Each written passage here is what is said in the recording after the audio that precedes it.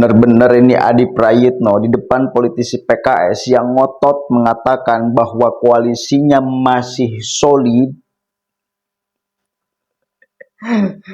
Adi mengatakan bahwa sebentar lagi PKB akan nyusul Surya Paloh. Ini adalah kode ketika Surya Paloh bertemu dengan Jokowi akan ada koalisi. Nasdem akan masuk pemerintahan. PKB sebentar lagi nyusul. Aduh, di depan politisi PKS yang punya keyakinan penuh, dia masih ngotot ingin menggugat karena nggak percaya KPU curang dan lain sebagainya. Kasihan betul ya Rob. Tapi ya aneh, dulu Prabowo 2014 dan 2019 didukung oleh PKS kalah. Sekarang Prabowo nggak didukung oleh PKS, menang. Ngeri kali ya PKS ya. Jangan-jangan itu gara-gara suka membawa-bawa agama di dalam praktek politik. Akhirnya Allah nggak suka, menunjukkanlah kuasanya. Jangan bawa-bawa aku di dalam politik, nanti kau akan tersungkur. Tidak akan berkah. Coba kita cek sama-sama nih ya. Kasihan betul. Angka, tetapi bisa jadi nanti muaranya ada di Bawaslu dan Mahkamah Konstitusi. Jadi kita sangat berharap mudah-mudahan nanti keadilan itu akan lahir. Kita ingin melihat bahwa suara itu memang didapatkan betul-betul secara murni, secara bersih, tidak dengan menghalalkan segala cara, tidak dengan cara mempolitisasi bansos, mempolitisasi aparat, dan juga saat ini ada semacam distrust kepada penyelenggara karena persoalan e-rekap yang bermasalah dan kemudian juga persoalan di lapangan, adanya penggelembungan suara dan sebagainya. Jadi saya harus sampaikan bahwa Timnas Amin saat ini fokus di sana. Tim hukum saat ini sedang bekerja dan semua mitra koalisi yang ada di Amin ini masih solid dan memastikan bahwa kita masih berada di koridor yang sama, yaitu Koalisi Perubahan untuk Persatuan. Oke, apa yang bisa Anda baca dari pernyataan-pernyataan dari Kang Pipin ini setelah semalam kita lihat Ketum Partai Nasdem Surya Paloh dengan Presiden Joko Widodo bertemu ini? Ya, saya kira memang kalau dari perspektif PKS tentu saja pemilu itu belum selesai.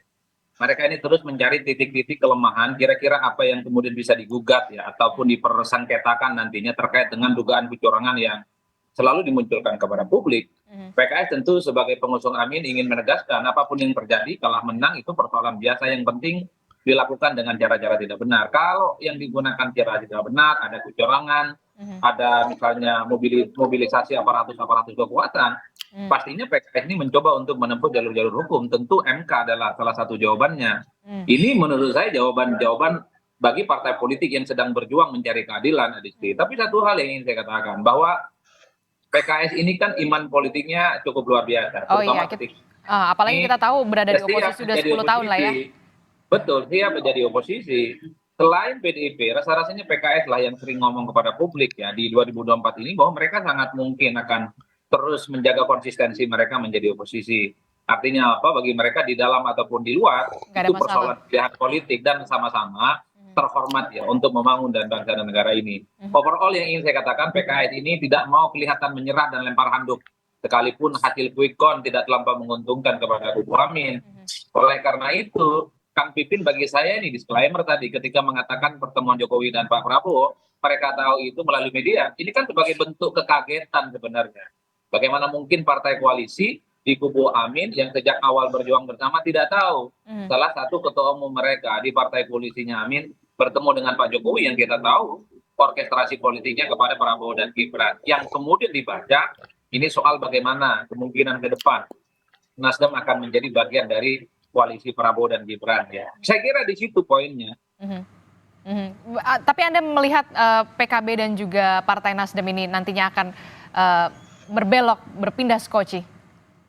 Kalau saya termasuk yang sejak awal hakul yakin PKB dan Nasdem itu berbelok arah ya menjadi bagian dari kongsi dari paslon 2 karena nyaris tidak ada psikologi yang kemudian membuat mereka ini untuk tidak menjadi bagian dari mereka. Beda dengan PKS, psikologinya banget. Misalnya PKS ini sangat kelihatan dari dulu itu tidak mau kalau ada faktor Jokowi, apapun judulnya, paslon nomor 2 ini kan diusung oleh Jokowi, didukung oleh Pak Jokowi.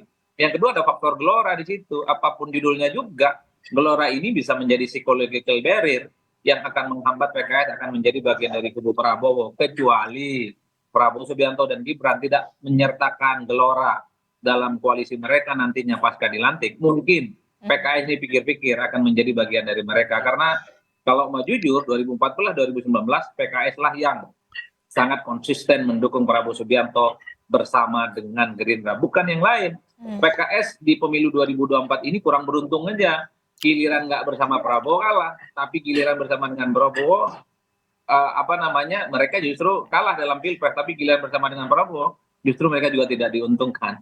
Makanya kalau menurut saya melihat DNA politik PKS secara umum, mereka justru lebih siap dan lebih tegak kepalanya kalau berada di luar kekuasaan politik. Oke, Adi Pray, pengamat politik yang saya sangat suka. Bicaranya itu santai, kalem, gampang dicerna, mudah dipahami, dan menusuk. Saya yakin semua orang juga berkesimpulan itu. Ya, Faisal Assegaf ngomong, itu adalah menegaskan Surya Paloh membisiki kepada Jokowi, jangan terlalu ikut cawe-cawe di dalam urusan politik. Bayangkan, Surya Paloh katanya membisiki kepada Jokowi ketika di pertemuan 1 jam itu, jangan kau banyak cawe-cawe di urusan ini setelah pemilu. Mungkin atau tidak? Jadi mereka itu sedang menghibur diri sekarang. Dan saya pun punya keyakinan yang sama dengan Adi Pray. Sebentar lagi PKB akan merapat. Sudah 70% loh sekarang.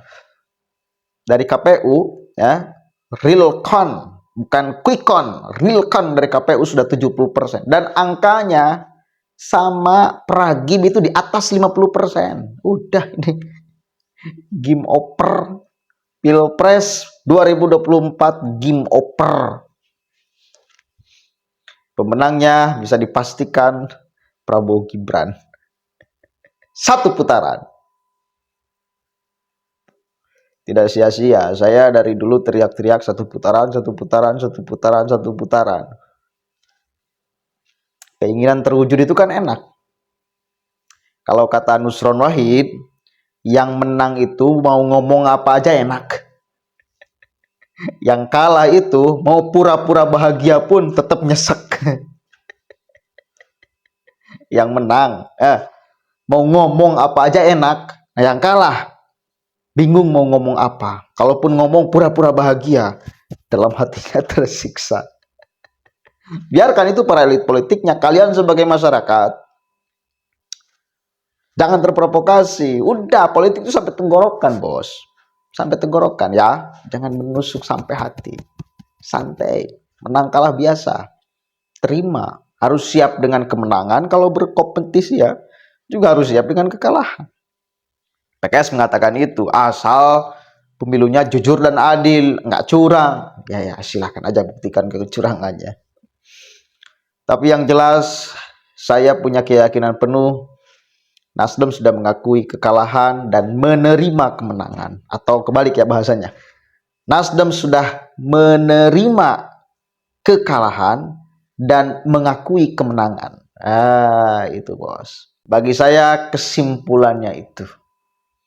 Mau siapapun yang ingin bertemu, mau Pak Jokowi, mau Pak Surya Paloh. Cuma sekarang posisinya masih malu-malu kalau kata Adi Pray ini. Masih malu-malu. Kata istana Surya Paloh yang ingin bertemu, kata Nasdem Pak Jokowi yang ingin bertemu, masih malu-malu keduanya. Tapi poinnya adalah bertemu dalam situasi tim Amin ini sedang bekerja mengusut kecurangan. Kasihan betul. Silahkanlah lanjutkan usutannya biar kita semakin tambah bahagia karena ada hiburan. Assalamualaikum warahmatullahi wabarakatuh. Kita tunggu ya PKB selanjutnya.